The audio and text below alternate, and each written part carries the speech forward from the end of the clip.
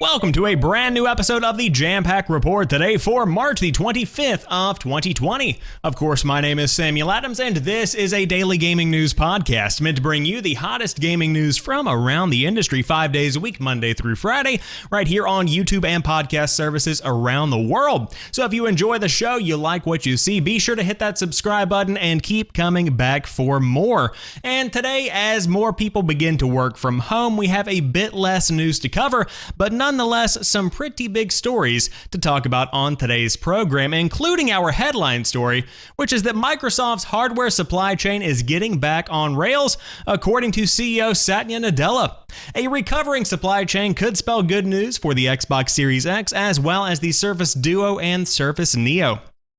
Though the coronavirus, known as COVID-19, pandemic continues to spread around the globe, its slow in Asia is having positive effects on Microsoft's hardware supply chain. In an interview with CNBC this week, Microsoft CEO Satya Nadella said the company's supply side is recovering, but it's the demand side where there is particular concern.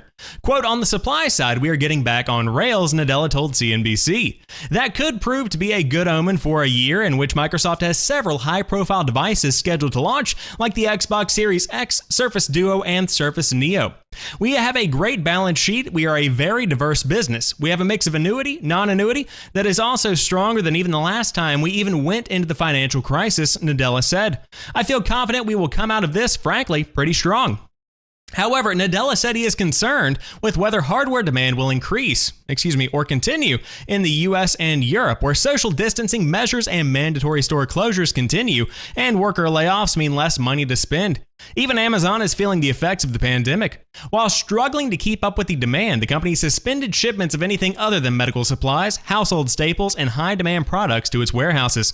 On the software side and cloud infrastructure side of things, Nadella said Microsoft has seen a surge in demand as more people are working from home. "If this was a previous generation of data center architectures or software architectures, I don't think we would have been able to deal with this crisis as effectively as we have been able to," he said. Microsoft recently announced Teams, its work and education collaboration tool, surged to 44 million daily users, a spike from 20 million daily users in November. The interview follows an email Nadella sent to employees last week in which he laid out Microsoft's response to the COVID-19 pandemic. The company made Teams premium features free for 6 months, ensured its hourly employees continue to be paid for their normal hours, and is assisting in attempts to map the immune system's response to COVID-19. It's also working with other industry giants to fight misinformation about the virus online. So, of course, we're talking about this story mainly because of the fact that this is pretty much showing that the Xbox Series X could still be on track for a holiday 2020 release timeframe. And this is something that has been up in the air for not only Xbox, but also PlayStation, as this year is supposedly going to see the release of 2 big next-generation consoles.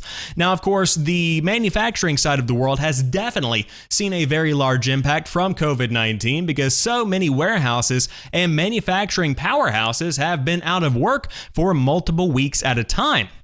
And if you pay attention to the trends, which many of you are, you'll see that countries are beginning to go in waves. Where the outbreaks first began, you are beginning to see a return to normalcy, or at least some kind of shift away from the peak of the pandemic.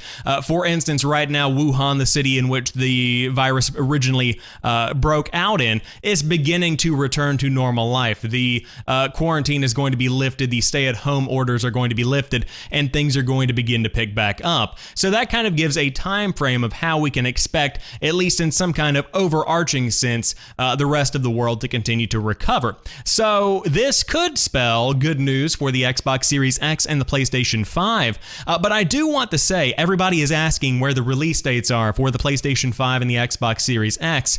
And if I had to guess, if the coronavirus pandemic had not begun to take off when it did, we would probably have a definitive release date of when these devices were actually going to be hitting the market. I think that there was probably some kind of date in mind, but ultimately that fell through whenever the entire market began to fluctuate and manufacturing became very uncertain. So, as somebody who is very much so looking forward to both the PlayStation 5 and the Xbox Series X, I am very glad to report that it seems that Satya Nadella does have some optimistic approaches to this year's supply chain. However, moving on to a big release for March, Doom Eternal's opening weekend sales have smashed the previous franchise record. According to Bethesda, Doom Eternal sales figures over the opening weekend doubled the launch revenue of Doom 2016. Sales figures were not provided. The game was also the best-selling title on Steam for the week and saw over, wow, that's a lot, 100,000 concurrent players on the platform. That is over twice as high as Doom 2016's peak at 44,271. It has also gone down rather well with critics. Doom Eternal released on Friday, March 20th for PC, PS4, and Xbox One. A Switch version is in the works and will be released later this year. If you are jumping in and need guidance, of course, they have plenty of that over there on VG 24/7. But I wanted to talk about this for a couple of reasons, and I always like to point out one big fact when I can.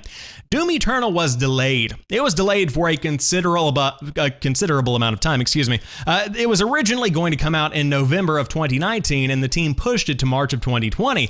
And at the time, a lot of people were upset about this fact. Some people were talking about the game potentially flopping or it not being very well put together. Ultimately, now we see the fruits of these labors. Ultimately, now we have a better game than we would have had if the game had come out in November of 2019. So this is the prime trophy of the good fruits that can come from delaying a game. Because again, I always like to remind people, a bad game is bad forever, but a bad game that gets delayed and then is improved upon can be good over time. Or whatever the guy from Nintendo originally said. You guys know the quote I'm talking about. Don't sit there like you don't. But regardless, Doom Eternal is doing very well in the world of sales, and Animal Crossing is also benefiting greatly from this past week's release. Now, of course, we talked about that on yesterday's episode, but it is worth pointing out that video game sales overall are on the up and up because a lot more people are staying at home and a lot more people have more time on their hands. For instance, in my life, I don't have to commute for roughly an hour and a half every day. So I've spent that amount of time playing a lot of video games and or sleeping in. I'm a very productive individual. But no, seriously, it's good to see that Doom is doing well, and I would expect these sales to continue as more people jump on board. My copy is coming this Friday, because remember when we talked about Amazon's shipping being delayed because of the coronavirus pandemic? Yeah, I didn't get Doom last weekend. Oh man, that was a long weekend. However, to round out today's show, Plague Incorporated developers are working on a mode where you save humanity.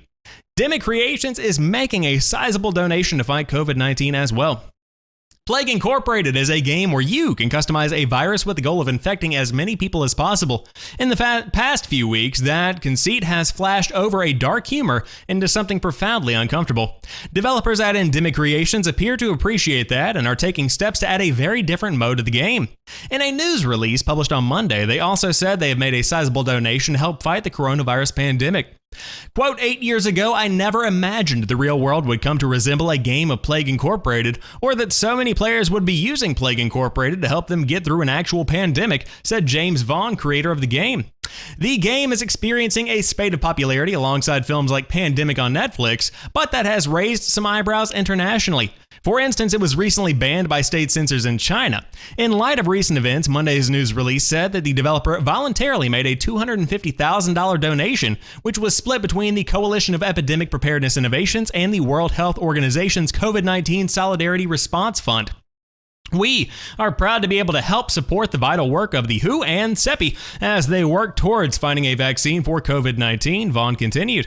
The news release went on to say that work on a new game mode is being accelerated in response to fan request and with the help of experts at the WHO. Of course, the World Health Organization, not the band from the 80s.